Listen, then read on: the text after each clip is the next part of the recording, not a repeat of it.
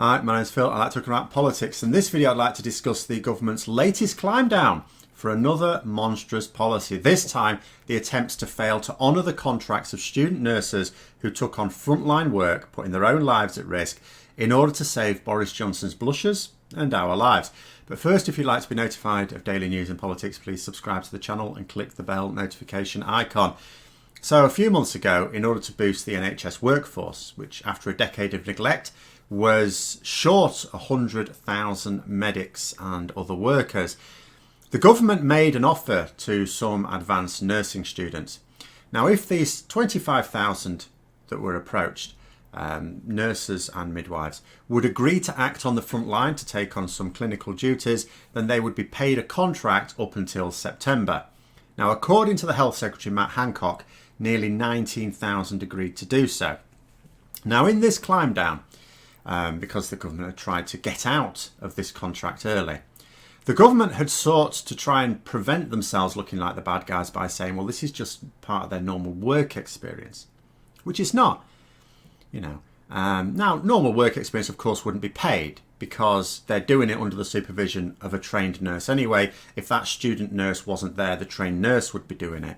So they're not actually doing work as such. So, of course, it's not paid. They're there to learn in a practical setting. But this was beyond the normal clinical work experience that they would do under that strict supervision. It was an all hands to the pump situation. And those agreeing were given a 6-month contract. Now, for the government to say that this practice is not normally paid is deliberately misleading, because the practice for which they had that contract was not the normal work experience practice. In fact, they had to put off their normal work experience practice until afterwards. Now, bear in mind that many student nurses had jobs themselves in order to put themselves through the training. They weren't just risking their lives. Now, this cannot be understated.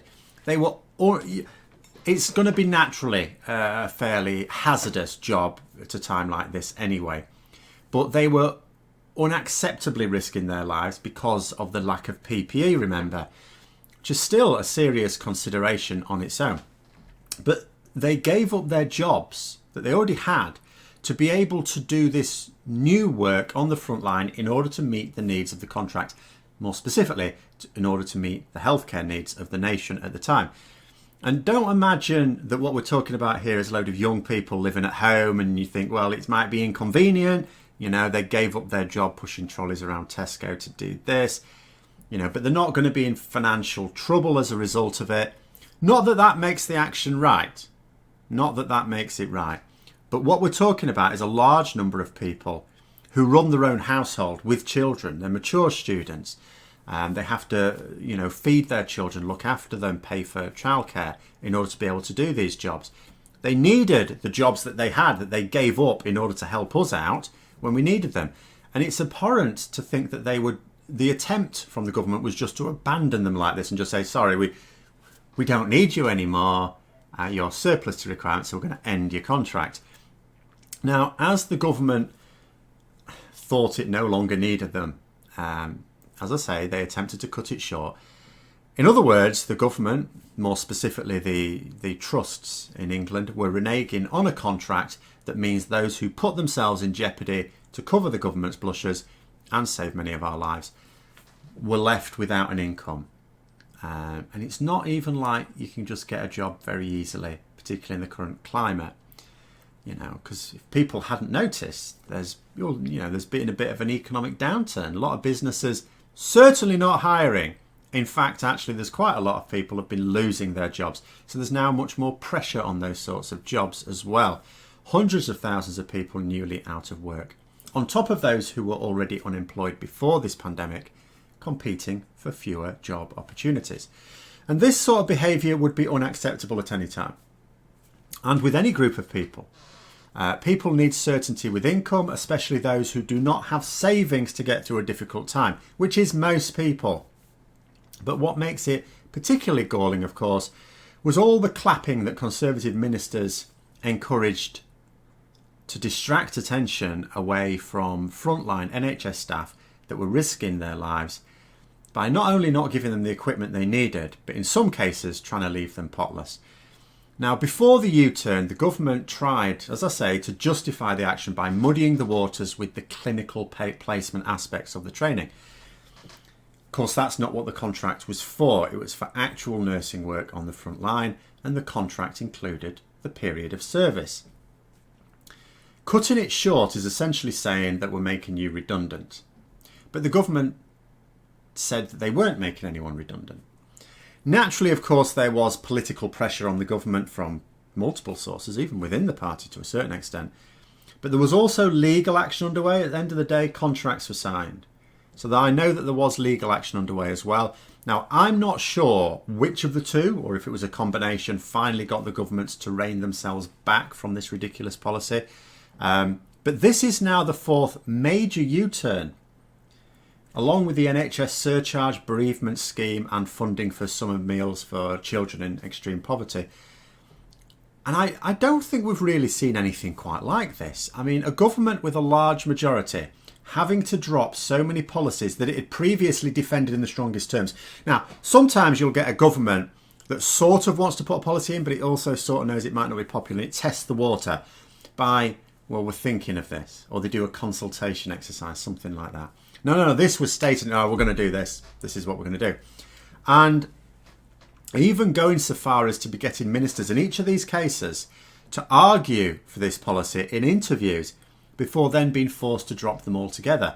And again, and I said this last time with the summer meals, the problem now, and I know that this is not my speculation, I know this from reports, a lot of Conservative MPs are really quite afraid to defend unpopular government policies at the moment because they think to themselves, I'm going to stick my neck out here and defend these policies and it's going to be unpopular. And then the government are just going to fold like a pack of cards and I'm left there having defended this awful policy that even the government has eventually gone back on.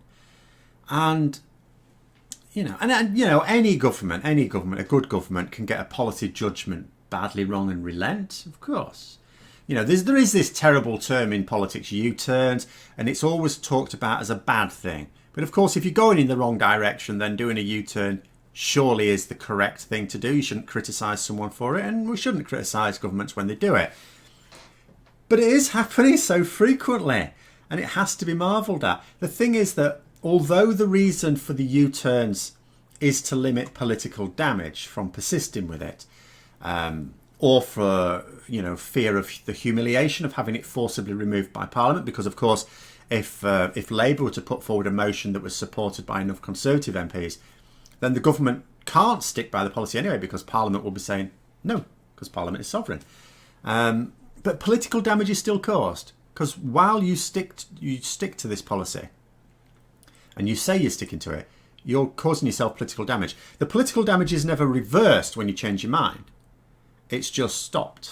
You stop bleeding that political capital. For example, in my latest correspondence with my local Conservative MP, she tried to suggest that the government was supporting meals for children in poverty this summer with a cross-party effort. Now, in some ways it was. It's not a complete lie, because Conservative MPs had also pressured the government on the issue as well. But everyone knows that the government wanted to deprive those kids, and they stuck by their guns for a very long time on the issue. This wasn't something with cross-party support, because the government initially opposed it. And I have to keep coming back to this question. How can the government, regardless of their personal morality, never mind about what they'd like to do, we all know they're terrible people, but how can they be so politically naive as to fail to understand which policies they can get away with pursuing and which ones are just a fool's errand? I mean, yes, the idea of politicians being out of touch with people is a classic trope throughout the ages, but have you ever seen it so clearly demonstrated as right now in Britain? And you can't help but wonder if current ministers are just particularly inept, or is it just that previous governments were not necessarily more aware but had better advisors? Because the advice that Boris Johnson's government are taking right now, I don't necessarily know all of the advice that's offered, of course, but you can see the advice that they're taking, and it is causing them to bleed that political capital on a weekly basis. But anyway, Those are my thoughts. Let me know yours in the comments below. Hope you found the video interesting. If you did, don't forget to click the like button. And if you'd like to support the channel further, please also click the Patreon link for details. And until next time, I'll see you later.